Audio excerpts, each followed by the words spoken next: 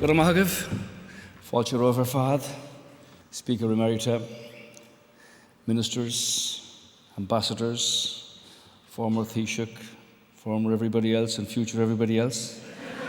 It's all been said. In the village where I grew up at home, a brother and sister lived in the same house, and she used to do the driving. And if you met the brother in the local town on a Saturday, he wouldn't say any news. He would say, "Did you see our Nancy?" So you mightn't have much kindred here with your grandchildren in County Wicklow, but believe me, you've got a lot of supporters in this country, Nancy. I think the historians will write the legacy of Speaker Emerita Nancy Pelosi. Obviously, she has left and is leaving an exceptional legacy for the people of the United States and the world. My job here this evening is to introduce the Speaker Emerita, but also to present the Sutherland Award for Leadership. I might say I had the privilege of working with Peter Sutherland when he was Attorney General here in Ireland, an extraordinary man of extraordinary ability, the youngest ever European Commissioner appointed, and the person with an extraordinary vision and capacity to bring the United States and Europe together in the Uruguay round of the General Agreement on Trade and Tariffs, and after 15 years to bring down the gavel on that round of talks, which spawned globalization for so many years afterwards. Well, Nancy Pelosi, Speaker Emerita, when she assumed the gavel of Speaker of the House of Representatives, the second most powerful person in the world, she wielded that gavel in the interests of the people of the United States, in the interests of our common humanity and of people all over the world.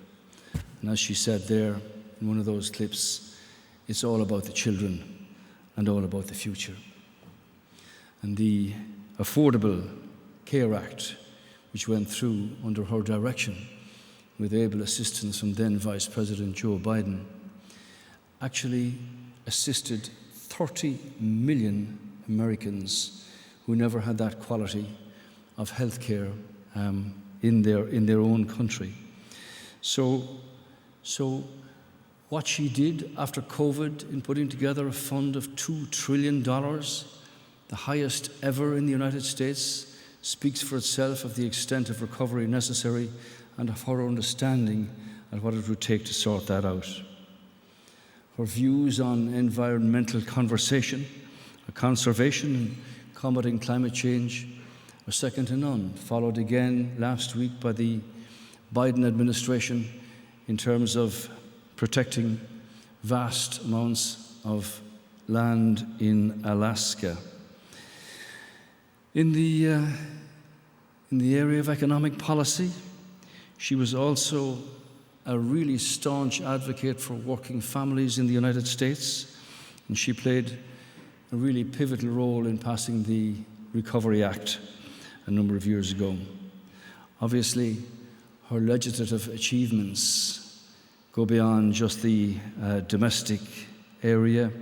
She was interested in foreign policy, national security, and as Speaker on 2 occasions, she always worked to protect democracy and has warned repeatedly of the dangers of autocracy creeping into various locations around the world. She wanted to strengthen diplomatic relations with other countries. Speaking to her down there, I recall the speech of President Kennedy in respect of peace in our time, and not just peace in our time, but peace for all time, and what rational people can actually do with decisive, clear leadership and generating support in the interests of our common humanity. She's been a vocal advocate all her life for civil rights, for social justice throughout her career. She championed legislation to protect LGBT rights, to promote gender equality and fairness for all. And in addition, her legislative achievements and her political prowess and her strategic leadership have solidified her as one of the outstanding politicians of any generation, rising to the very top in the United States in the House of Congress. I would say that, leadership is a peculiar set of qualities, and as you move through life, you meet many people of the spectrum of human nature. Some make a big mark for various reasons, and in that context, Speaker Emerita Pelosi broke every glass ceiling. Because I'll tell you, she understands politics like few others. I recall a group of young people on a WHIP program in Washington, one of whom was our own daughter a number of years ago. And the most senior person who called to see them from politics was Nancy Pelosi. She didn't just put her head around the door and say hi. She sat down, she spoke to those young people, she encouraged them to understand current affairs, she inspired some of them to be interested in politics from there on. She came here to Ireland in 2019, and she didn't just go to Belfast in terms of Brexit and the Good Friday Agreement. She went to see the border areas. She wanted to understand. She wanted to see at first hand what actually was happening there. She went to Taiwan when everybody said she shouldn't, to send a message to China. She put together a $2 trillion restoration fund, as I've indicated. So I have to say, personally, any time that I had the privilege of going to the United States and was in Washington, either in Congress or in the Oval Office, says he, or anywhere else in Washington, Speaker Pelosi made herself available to meet the Irish. She had a real love of this country, of its people, and of its standing. And I recall too, on many occasions, in the Irish ambassador's residence on St. Patrick's Night, when Speaker Pelosi listened to timid people at the early part of the evening who had become very loquacious by 12 o'clock at night, and she was still there. She understood what power is. She understands how to use power. She understands that with the right circumstances, the right clarity of decision, that can be of immeasurable benefit to millions of people. And that's why I am personally so proud of you, Speaker Emerita Nancy Pelosi, our Nancy, for what you've done, for what you do, for the wonderful example that you have shown to people all over the world who may have an interest in current affairs and politics. You, above all others, stand out, as President Biden said, as probably being the best speaker of all time in the United States Congress. It's a massive achievement, and we understand just how much you love this country.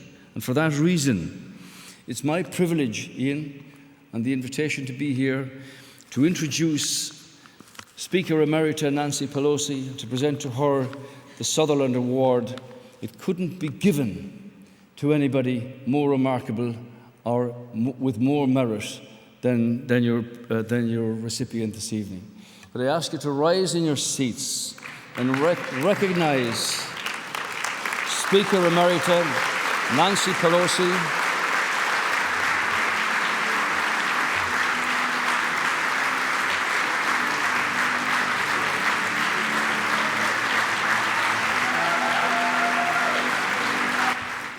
What an honor. Good evening, everyone. Let me place a time marker on this. This is an evening that we were trying to achieve for a while, but because we had some uncertainty in the Congress of the United States, we could not do it until we passed the legislation to send assistance to Ukraine.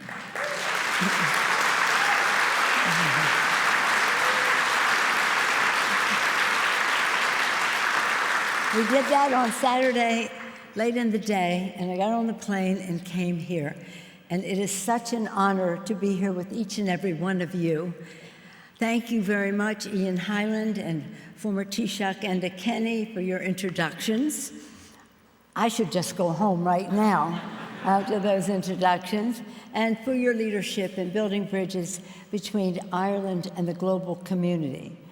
I want to thank President Orla Feely and Deputy President Colin Scott of the University College Dublin. As you know, a globally respected academic institution molding the minds of future leaders and entrepreneurs. They gave me an honorary degree today, so you can call me Doctor.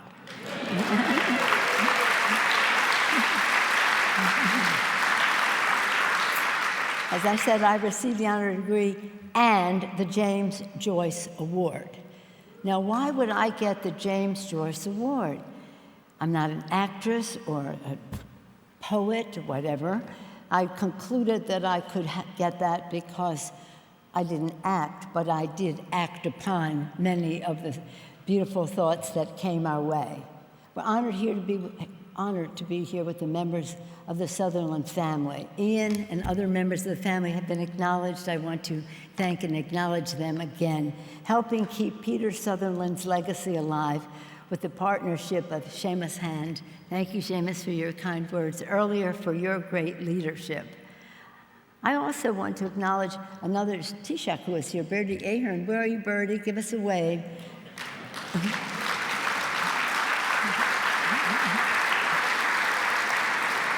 And thank him for his commitment to public service.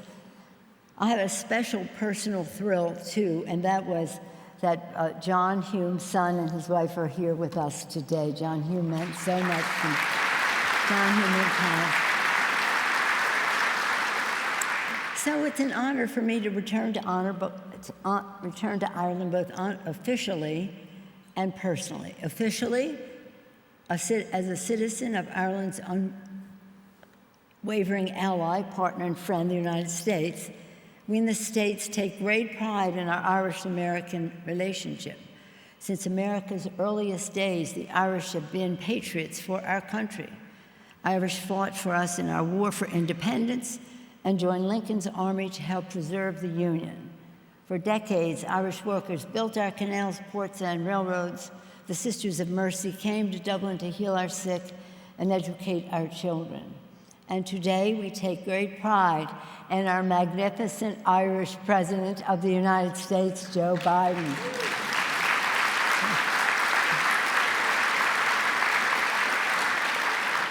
And at the same time, I'm thrilled to be here personally because of my family's proud Irish heritage.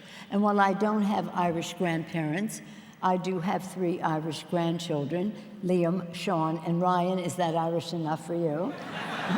They were baptized in Kilquade Church in County Wicklow, and today the Taoiseach told me that that's the same church he was married in, so that's a wonderful coincidence. And the Taoiseach's brother is here tonight, too. My son-in-law, Michael Keneally, his family lives in Wicklow, and my daughter, Jacqueline and Michael are here with us this evening. Jacqueline and Michael, stand up so I can take great pride in you.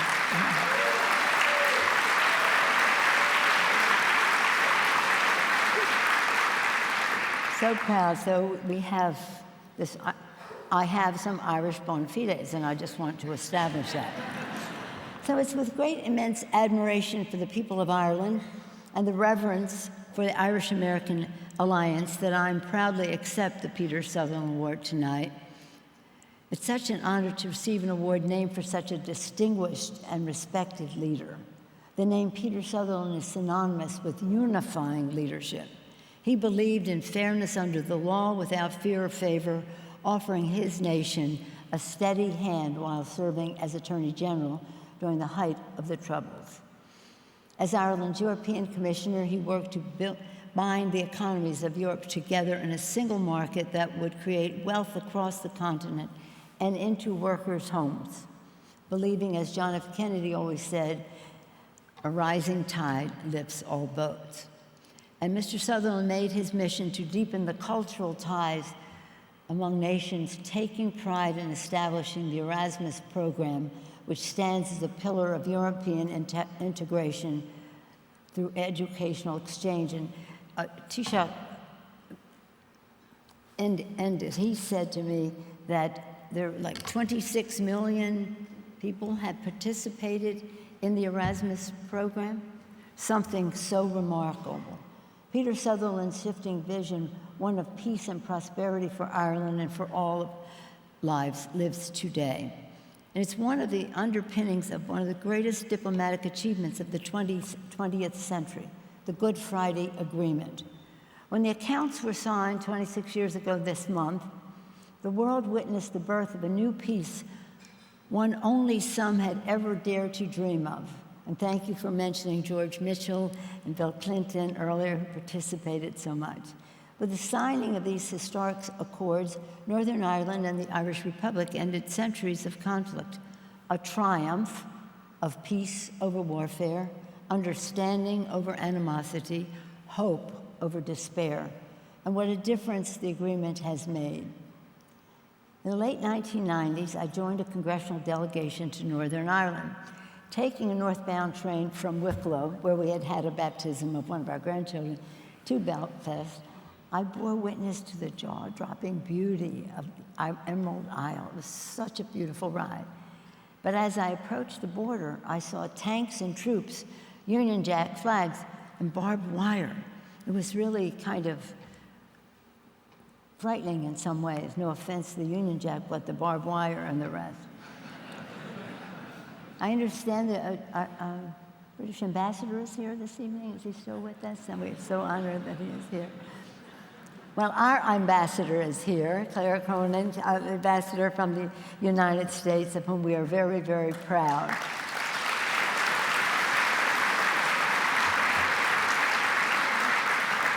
In the course of the last few days of so many events, you've heard me say, many of you have heard me say, she's very special to us, very special to the president. She has the president's ear, and she has the president's respect. Thank you, Madam Ambassador, for your leadership.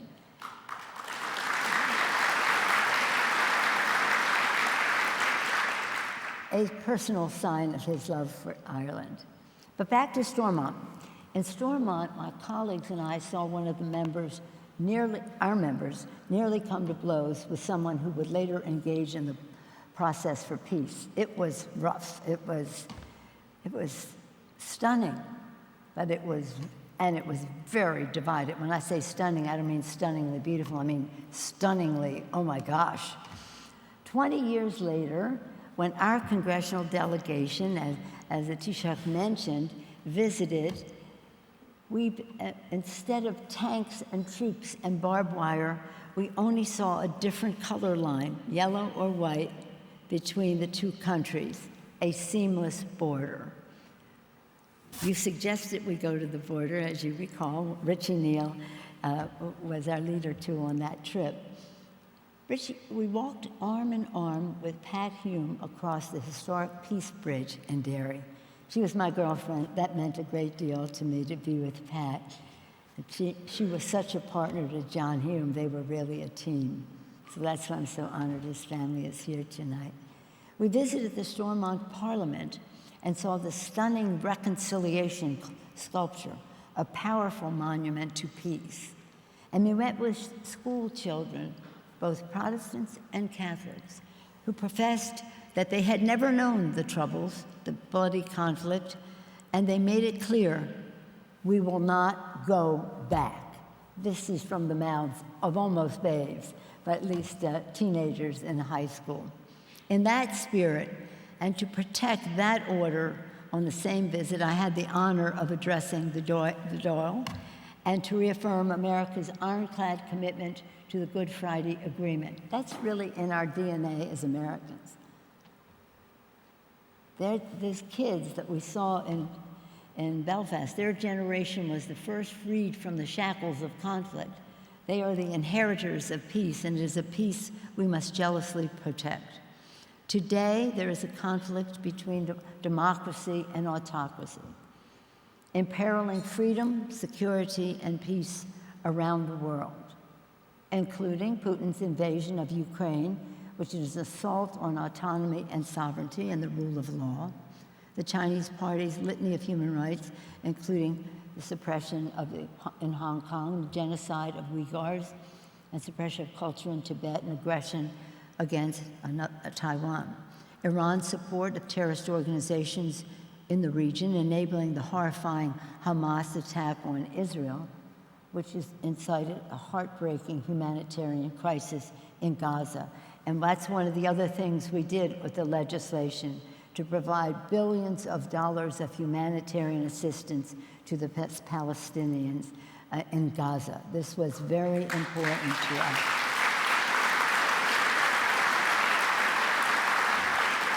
But this has to end. As I say, I'm pleased that we gather, the Congress is sending to President Biden's desk a legislative package that addresses urgent global priorities, again, including the assistance to Ukraine. Make no mistake, history teaches us that a threat to democracy anywhere is a threat to democracy everywhere. But know this, hope remains democracy's most powerful weapon against oppression, against cynicism, and against despair. The Irish know this well. Ireland's story is the story of hope, how with courage, faith, and determination, a brighter future can be built. And as Joe Biden has always says, and said most recently on his visit here, the Irish are the only people in the world who are nostalgic for the future. And it is a future that we can build together. Hope and history rhyme, you know that, and the Spirit led us to recall the immortal words of Seamus Heaney, they've corrected me, which we can recite together. History says, don't hope on this side of the grave, but then once in a lifetime, the longed-for tidal wave of justice can rise up, and hope and history rhyme. In this generation, this generation's defining moment, it is our sacred duty, each and every one of us, to join that tidal wave of justice and to make hope and history rhyme. Not just here in Ireland, but all over the world. Ireland has been a model of the power of hope, a model that people could follow.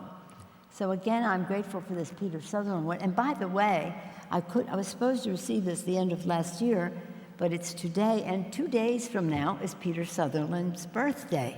So happy birthday to Peter Sutherland, April 26th. I feel very pleased that this high honor, which I will treasure forever, display with great pride in my capital office. And with all of that, I want to be grateful to all of you for your role in the peace process, in your role in protecting democracy in Ukraine and therefore in Europe, in your role advocating for humanitarian justice in Gaza, in your role in putting forth a policy of human rights that are respected around the world, your role in establishing a model in the Good Friday Accords that can help other people learn how to make and keep the peace. In that spirit, God bless the Irish and God bless America. Thank you so much for this wonderful honor.